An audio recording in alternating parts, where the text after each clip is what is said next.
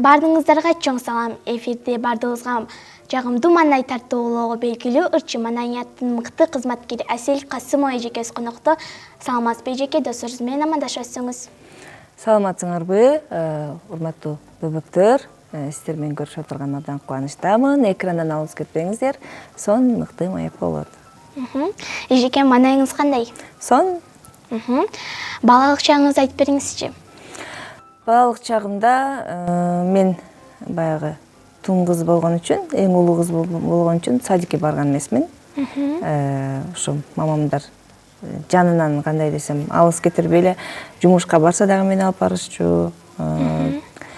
Аябай эрке кылып өстүрүшкөн, көзүмөн карап дегендей. Ошто өскөн балалыгым, каникулдарда ошол чоң энем, тайнем, тайтамдардыкына барып турчубуз. Азыркы Асель менен мурунку Аселдин айырмасын айтып бериңизчи. Азыркы Асель бир аз жумшагыраак Асель, мурунку Аселге караганда. Мурунку Асель өзүм билем, каалаган жасаган, азыр деле ошондой, бирок азыр дагы күчтүүрөөк андан. Эжеке, ошол бала жөнүндө ырыңыз барбы?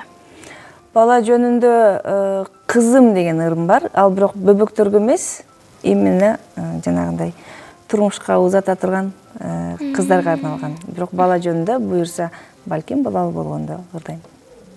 Беш ырын ырдап көрдүңүз беле? Жок, ырдаган эмесмин.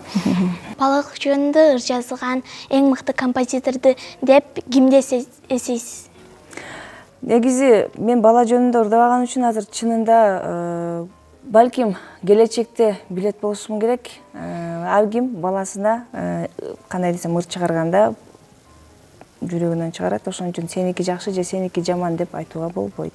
Эжеке, ошо сиздин балдарыңыз дагы сизге окшогон ырчы болгонун каалайсызбы? Негизи мен каалаган нерсени, мисалы үчүн азыркы учурда көп ата-энелер өзүнүн каалоосун баласына жасатканын жакшы көрүшөт да. Негизи адам өзүнүн каалаганын жасай турган болсо, ошондо жакшы, кандай десем, баягы өзүнүн жан дүйнөсү менен жасайт да, кандай болбосун. Мисалы үчүн мугалим эжекелерибиз деле азыр мугалим болууну самаган үчүн азыр зарплатасы аз болсо деле мугалим болуп иштеп жүрөт. Себеби кесиби сүйгөн кесип. Эгерде сен кесибиңди сүйбөсөң, мисалы үчүн эч нерсе чыдабайсың, сага көп акча берсе делечи, жактырбайсың да. Мен деле мисалы үчүн азыр кыйынчылыктарына карабай мына ырчы болгум келчү, ырчы болуп жүрөм. Ошол сыяктуу эле эгерде балдарым ырчы болууну кааласа, мен толук колдоп берем. Бирок негизинен мен каалабайт элем ырчы болушун. Эгерде кааласа, колдогонго айла жок, колдош керек. Туура айтасыз эжеке, ошо кичинекей маалыңызда мен ырчы болом деп кыялдана белеңиз.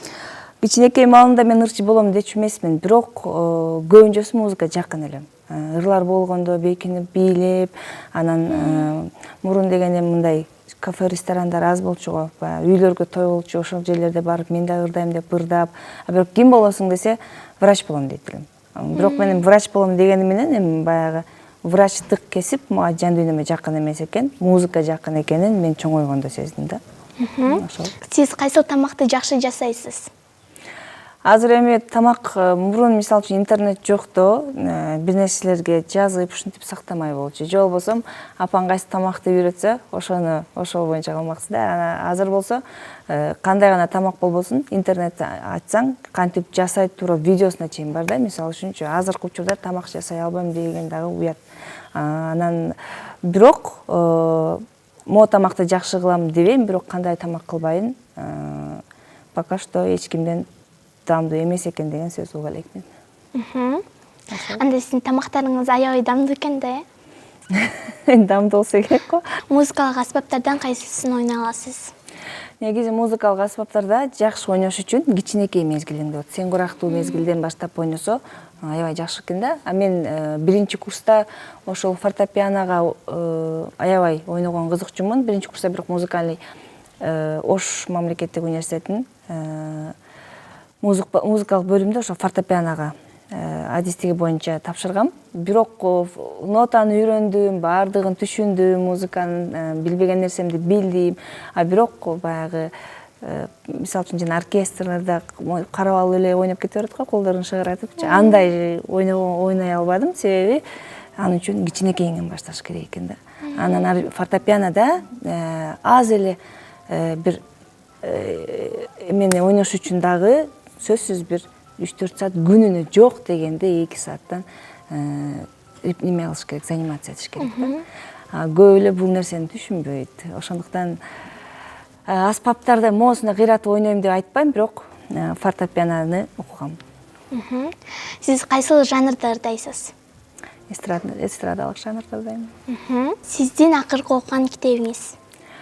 Менин акыркы окуган китебим Элиф Шафак 40 правил любви деп орусча айтылат. Сүйүүнүн 40 эрежеси деп которулат. Эжекеси жомок билесизби? Жомок билем. Мен кичинекейимде жомокторду аябай көп окугам. Өзгөчө Апендинин жоруктары деген китеп бар эле. Менин папам китептер аябай көп. Ошол бизге да жомок китептерди алып келчү эле. Библиотекаларга барып окуйт элем. Азыр бирок эстей албайм негизи.